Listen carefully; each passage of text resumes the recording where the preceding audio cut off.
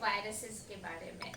तो ऐसे तो आप लोग जान रहे होंगे कि वायरस क्या है। अब तो बच्चे बच्चे जान गए हैं, जैसे कि अभी कोरोना वायरस सभी को पता है। तो वायरसेस क्या होते हैं? वायरसेस है माइक्रोब ऑर्गेनिज्म है। मतलब माइक्रोब मतलब बहुत छोटा, माइन्यूट, जिसको हम लोग नहीं देख सकते खुली आंखों से।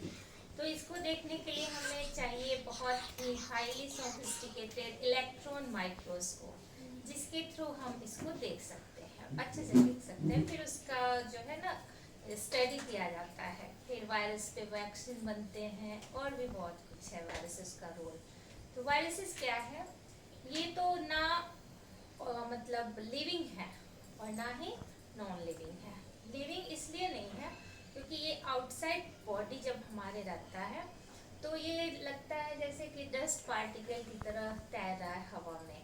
लेकिन जब ये हमारे बॉडी के कांटेक्ट में आता है, इनसाइड मतलब इनसाइड द बॉडी जब ये आता है, तब ये एक्टिवेट हो जाता है। फिर ये क्या करता है, जैसे बॉडी का सेल है ना, तो सेल में ये होल किया और इस होल के थ्रू ये जो वायरस है एंट्री कर लिया। मान लीजिए ये वायरस है,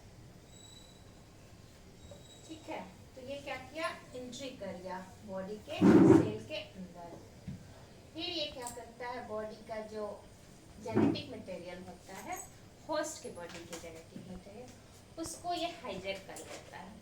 फिर इसमें ये अपना क्या करता है, अपना कुछ जो पार्ट होता है ना न्यूक्लिक एसिड का, उसको इसमें जोड़ देता है और जोड़ के क्या करता है, बहुत सारे वायरसेस बना लेता है। बहुत सारे रेप्लिकेट करके बहुत सारे अपने वायरस पार्टिकल बना लेता है। और लास्टली ये क्या करता है कि ये सेल को डैमेज कर देता है। डैमेज कर दिया, सेल टूट फूट गया और बहुत सारे जो है ना वायरस निकल गए, ठीक है, और ये सेल जो है डैमेज हो गया हमारा। और फिर जो ये वायरस है ये फिर दूसरे सेल को क्या करेगा, इन्फेक्ट करेगा, ठीक है।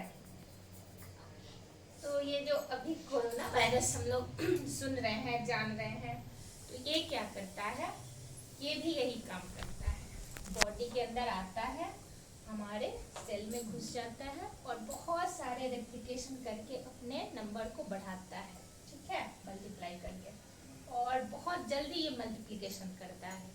तो जब तक ये बॉडी के बाहर है तब तक तो ये हमें कुछ डैमेज नहीं करेगा। लेकिन जब ये इसको लिविंग होस्ट मिल गया, मतलब ये क्या किया, जब ये सेल के अंदर आया, ह्यूमन के बॉडी के अंदर आया, तो इसको अपने रेप्लिकेट करने के लिए जो सेल मिल गया ना, तो सेल को फिर ये हाईजैक कर लिया, उसका जितना भी जेनेटिक मटेरियल है, राइबोसोम है, ये सब। राइबोसोम क्या करता है, प्रोटीन बनाता है, तो वो सारे सिस्टम को इसने हाईजैक कर लिया। जैसे हमारे घर में कोई मेहमान आता है, पहले तो हम उसकी खातिरदारी करेंगे, पर वो मेहमान नहीं जाएगा हमारे घर से और हमें को निकाल दे, हमें को बाहर कर दे और हमारा सारा हड़प ले संपत्ति। तो इस तरह ये वायरस का भी रोल ऐसा ही लगभग है। तो अब इस वायरस से बचने का क्या उपाय है? अभी तो आप लोग जान ही रहे हैं, मास्क पहनिए, ये करिए। तो वायरस ऐसा नहीं है कि ये कोरोना वायरस पहले नहीं था, पहले भी था, लेकिन पहले इतना इफेक्ट नहीं कर रहा था। पहले बताया गया है कि कुछ जो है बैट्स, मैमल्स, उसमें ये वायरस था। लेकिन ऐसा भी थ्योरी आया है कि इसके जेनेटिक मटेरियल में कुछ चेंज करके कुछ साइंटिस्ट लोग इसको लैब में बनाए हैं, don't know what is the truth. But virus क्या किया, जब तक ये हमारे बॉडी के बाहर रहा ये कुछ नहीं करेगा। तो हमें बचने के लिए सारा प्रोटेक्शन लेना पड़ रहा है, मास्क पहनना पड़ रहा है, हैंड को बार बार सैनिटाइज करना पड़ रहा है, और एक वैक्सीन हम बना रहे हैं। तो अब जो ये स्ट्रेन बदल लेता है ना, तो अब हमें क्या पड़ेगा, अब जो दूसरा स्ट्रेन आया उसके अनुसार दूसरे वैक्सीन को बनाना पड़ेगा। तो हमको क्या करना है, इसका स्प्रेड कम से कम हो और इससे हम बचें। जब तक हम बचे रहेंगे तब तक सेफ रहेंगे। और एक स्ट्रेन जैसे होता है ना, स्ट्रेन ये बदल लिया, मतलब अपने जेनेटिक मटेरियल में कुछ चेंज कर लिया। तो जैसे कि एक ताला को खोलने के लिए एक चाबी चाहिए पार्टिकुलर, अब ताला का डिज़ाइन दूसरा है तो वही चाबी तो काम नहीं करेगा।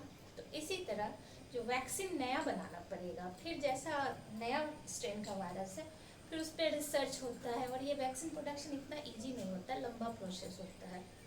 फिर उसको हम प्रोड्यूस करेंगे, फिर उसका ट्रायल करेंगे, देन जाके वो एडमिनिस्ट्रेट किया जाता है ह्यूमन बॉडी के अंदर, तो उसका क्लिनिकल ट्रायल चलता है।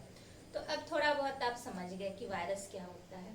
वायरस के जेनेटिक मटेरियल होते हैं, तो कुछ डीएनए वायरसेस होते हैं, कुछ में आरएनए भी होता है, और वायरस बहुत टाइप्स के होते हैं, ठीक है। और बहुत सारी बीमारियां वायरसेस से होती हैं, जैसे कि अब सबसे कॉमन है छींक तो आती है, फिर रेबीज है जो कुत्ते को काटने से होता है, स्मॉल पॉक्स है, ये पोलियो भी है, ये सब वायरस से होता है।